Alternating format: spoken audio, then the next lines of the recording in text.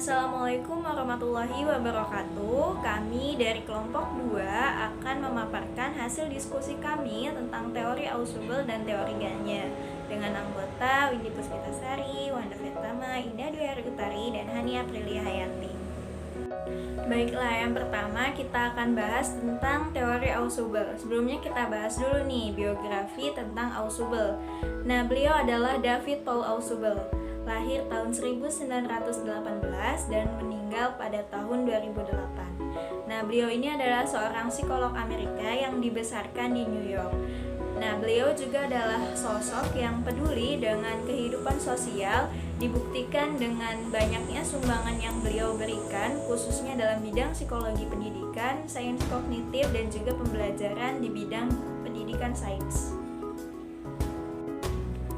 Selanjutnya, untuk riwayat pendidikan Ausubel ini sangatlah keren sekali karena beliau menempuh pendidikan di University of Pennsylvania dan mendapat ijazah kehormatan pada tahun 1939 dalam bidang psikologi. Nah, selanjutnya dia melanjutkan pendidikannya di Sekolah Perubatan di University Middlesex. Beliau juga telah berkhidmat dengan jabatan pertahanan US Public Health Service dan telah memperoleh gelar MA dan PhD dalam psikologi perkembangan dari University Columbia pada 1950. Tentunya tidak diragukan lagi tentang pendidikan dan kecerdasannya. Kemudian pada tahun 1973 Ausubel membuat keputusan untuk terjun di bidang akademik dan menyertai latihan psikiatri. Nah, sepanjang menjalani latihan ini Ausubel sambil membuat beberapa buku, artikel, dan juga jurnal tentang psikiatri dan psikologikal. Untuk topik yang paling utama kita yaitu tentang teori Ausubelnya nih.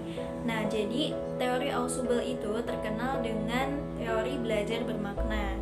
Nah, menurut Ausubel, bahan pelajaran yang digunakan itu haruslah bermakna.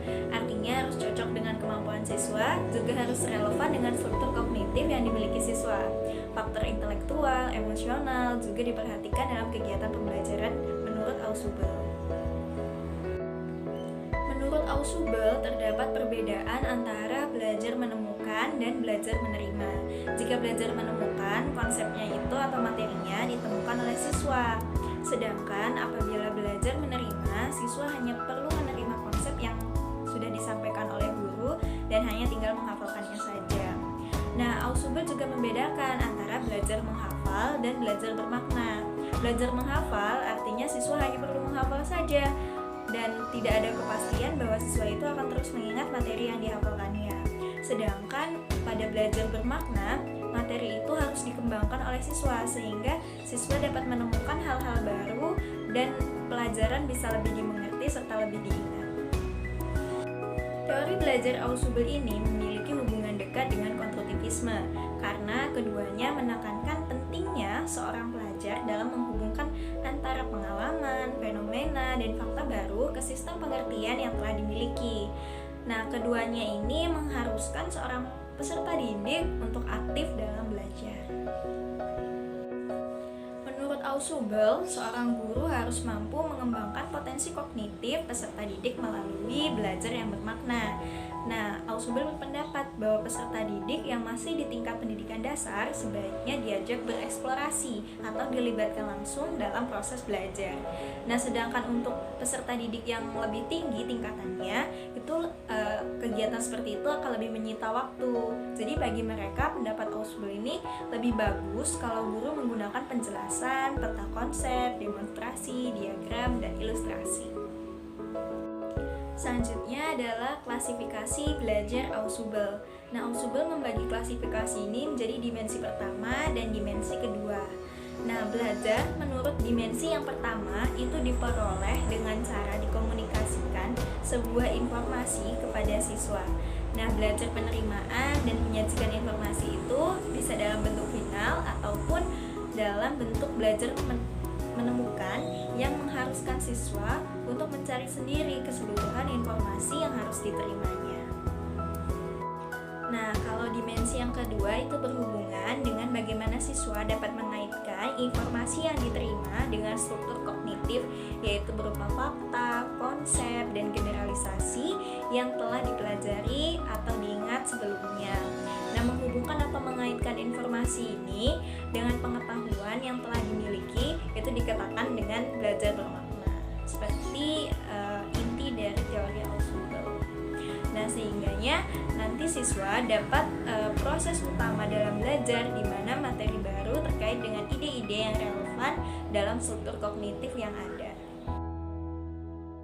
Selanjutnya kita akan membahas mengenai syarat atau strategi agar belajar menjadi bermakna. Yang pertama yaitu ada pengaturan awal, yang kedua progressive differentiation, yang ketiga rekonsiliasi integratif, dan yang keempat konsolidasi. Pengaturan awal. Pengaturan awal ini berisi konsep-konsep atau ide yang diberikan kepada siswa jauh sebelum materi pelajaran yang sesungguhnya diberikan. Berdasarkan suatu penelitian, pengaturan awal dapat meningkatkan pemahaman siswa terhadap berbagai macam materi pelajaran. Pengaturan awal sangat berguna dalam mengajarkan materi pelajaran yang sudah mempunyai struktur yang teratur. Selanjutnya yaitu progressive differentiation.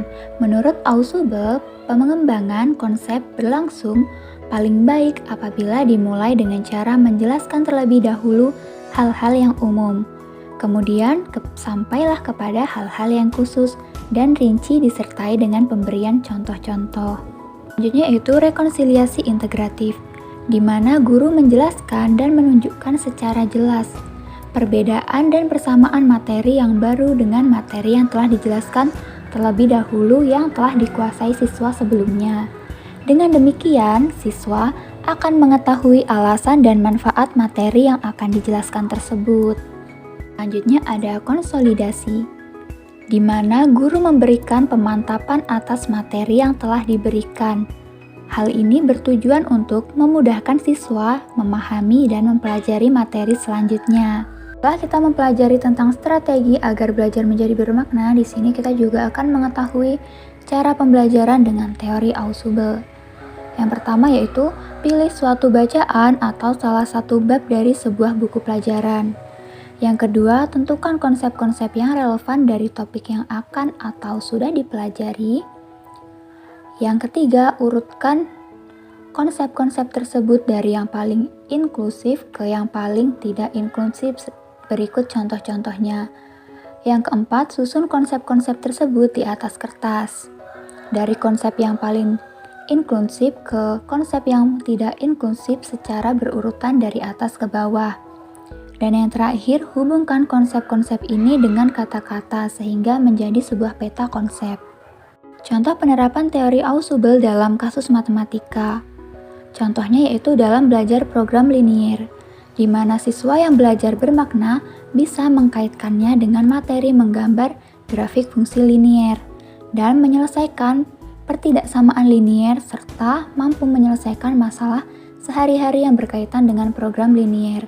Dan sebaliknya, apabila tidak bermakna, maka siswa tidak mampu mengkaitkannya dengan materi sebelumnya dan tidak mampu mengaplikasikannya. Setelah mempelajari teori Ausubel, kita juga akan mempelajari teori Gagne. Sebelum mempelajari secara lebih lengkap tentang teori Gagne, kita akan mempelajari terlebih dahulu biografi Gagne. Robert Mills Gagne lahir pada 21 Agustus 1916 di Andover Utara. Gagne adalah seorang profesor dalam bidang psikologi dan psikologi pendidikan, dan juga seorang profesor di Departemen Penelitian Pendidikan di Universitas Negara bagian Florida. Gagne juga menjabat sebagai Direktur Riset untuk Angkatan Udara. Selanjutnya, ia juga pernah bekerja sebagai konsultan dari Departemen Pertahanan dan untuk Dinas Pendidikan Amerika Serikat. Selain itu, ia juga bekerja sebagai Direktur Riset pada Institut Penelitian Amerika. Hasil kerja Gagne memiliki pengaruh besar pada penelitian Amerika dan pada penelitian militer dan industri. Ganye ada di antara pengembangan awal dari teori desain sistem instruksional yang menunjukkan bahwa semua komponen dari pelajaran atau periode instruksi dapat dianalisis dan semua komponennya dapat dirancang untuk beroperasi bersama-sama sebagai suatu rencana untuk pengaparan. Psikologi pembelajaran matematika menurut Ganye. Robert M. Ganye adalah seorang ahli psikologi yang banyak melakukan penelitian mengenai fase-fase belajar, tipe-tipe kegiatan belajar, dan hierarki belajar. Dalam penelitiannya, ia banyak menggunakan materi matematika sebagai medium untuk menguji penerapan teorinya. Di dalam teorinya, Ganye juga mengemukakan suatu klasifikasi dari objek-objek yang dipelajari di dalam matematika. Teori yang dikemukakan oleh Ganye tergolong ke dalam teori psikologi tingkah laku atau psikologi stimulus respon. Menurut Ganye, belajar merupakan proses yang memungkinkan manusia mengubah tingkah laku secara permanen, sedemikian sehingga perubahan yang sama tidak akan terjadi pada keadaan yang baru.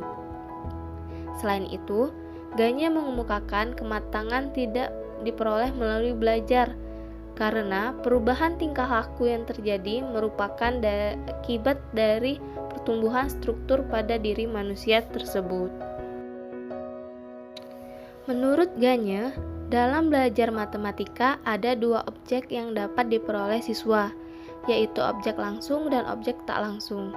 Objek tak langsung antara lain kemampuan menyelidiki dan memecahkan masalah, belajar mandiri, bersikap positif terhadap matematika, ketekunan, dan ketelitian. Sedangkan objek langsung berupa fakta, keterampilan, konsep, dan prinsip. 1. Fakta.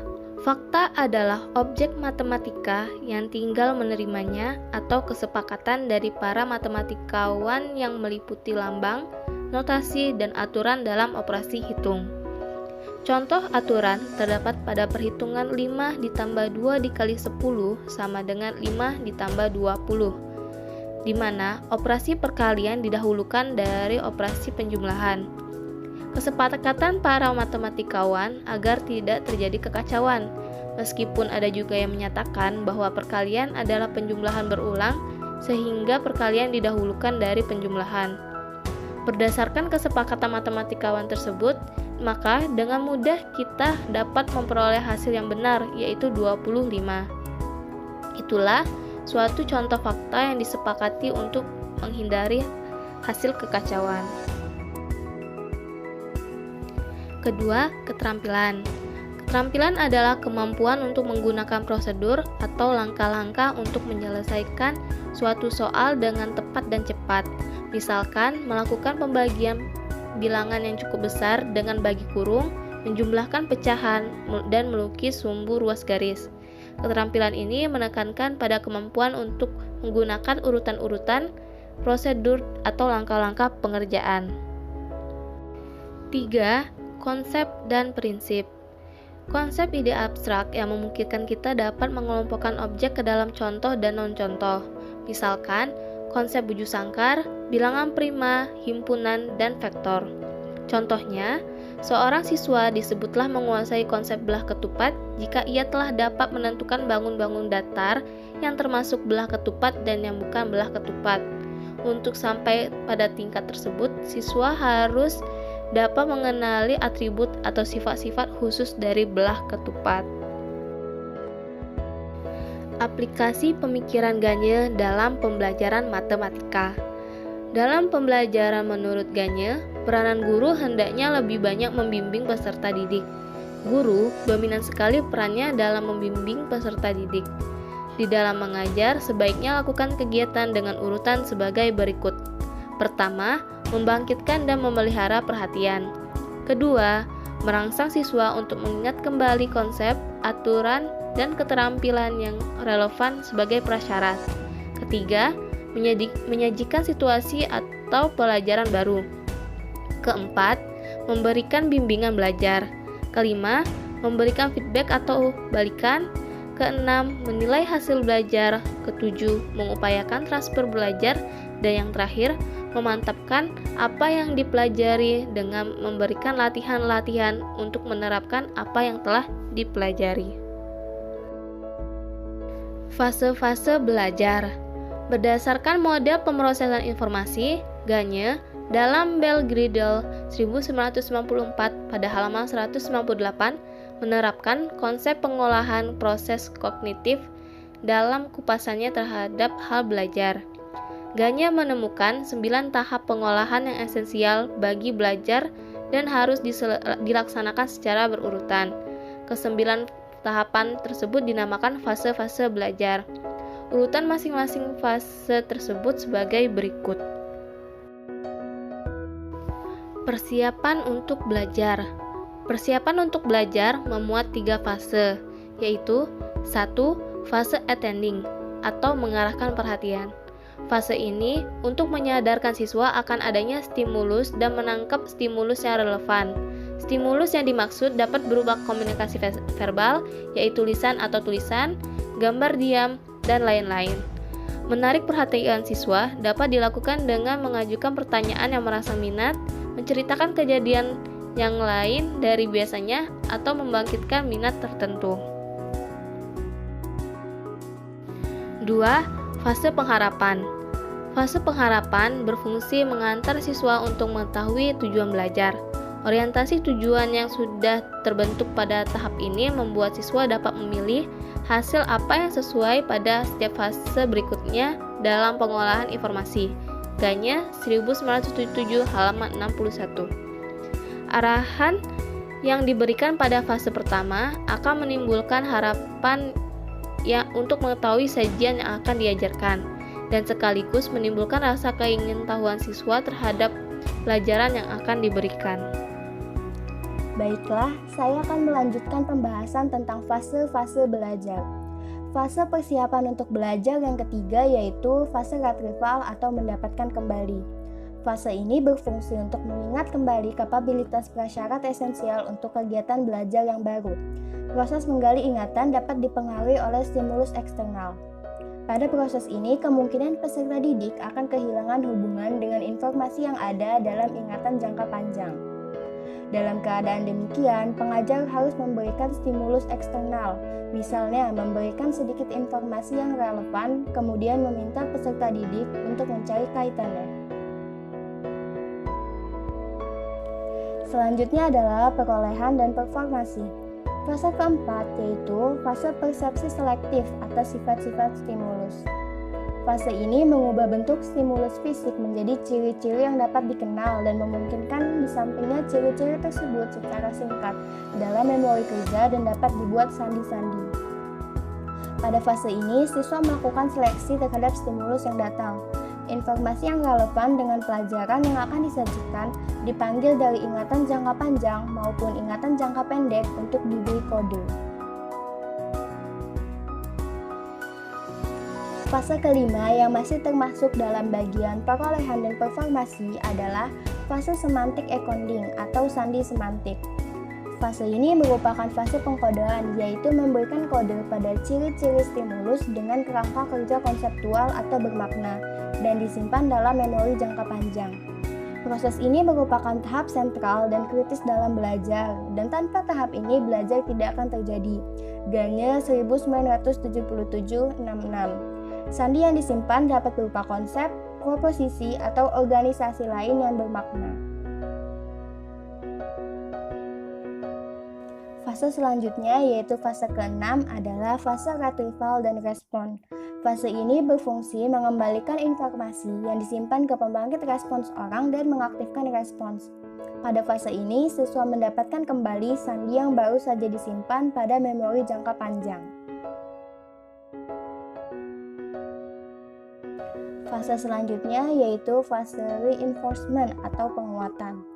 Fase ini berfungsi mengonfirmasikan pengharapan siswa tentang tujuan belajar. Pada fase ini, siswa mendapatkan pengukuhan atas diperolehnya kapabilitas baru. Dua fase berikutnya adalah dua fase terakhir yang termasuk dalam bagian alih belajar. Fase tersebut adalah fase pengisyaratan untuk retrieval. Fase ini berfungsi memberikan isyarat tambahan untuk mengingat kembali kapabilitas yang sesuai dari memori jangka panjang. Dan fase yang terakhir yaitu fase generalisasi. Fase ini berfungsi meningkatkan kemampuan ahli belajar ke situasi baru. Berdasarkan uraian tentang model pemrosesan informasi dan fase-fase belajar Gagne sebagaimana yang telah dikemukakan, terlihat bahwa Gagne sangat memerhatikan proses yang terjadi dalam diri individu yang belajar. Di samping itu, Gagne juga memerhatikan perilaku yang tampak atau respon dari individu setelah diberikan stimulus. Dengan demikian, Gagne memadukan antara psikologi kognitif dan psikologi tingkah laku dalam belajar. Terakhir adalah kesimpulan. Teori Ausubel dikenal dengan belajar bermakna. Menurut Ausubel, kegiatan belajar harus bermakna, karena jika belajar bermakna akan lebih mudah diingat bahan pelajaran yang dipelajari. Serta bahan pelajaran haruslah bermakna, artinya bahan pelajaran itu harus cocok dengan kemampuan siswa dan harus relevan dengan struktur kognitif yang dimiliki siswa. Sedangkan teori yang dikemukakan oleh Gagne yaitu memadukan antara psikologi kognitif dan psikologi tingkah laku dalam belajar. Menurut Gagne, belajar merupakan proses yang memungkinkan manusia mengubah tingkah laku secara permanen. Sedemikian sehingga perubahan yang sama tidak akan terjadi pada keadaan yang baru. Baiklah, sekian pemaparan materi dari kelompok kami. Terima kasih atas perhatiannya. Wassalamualaikum warahmatullahi wabarakatuh.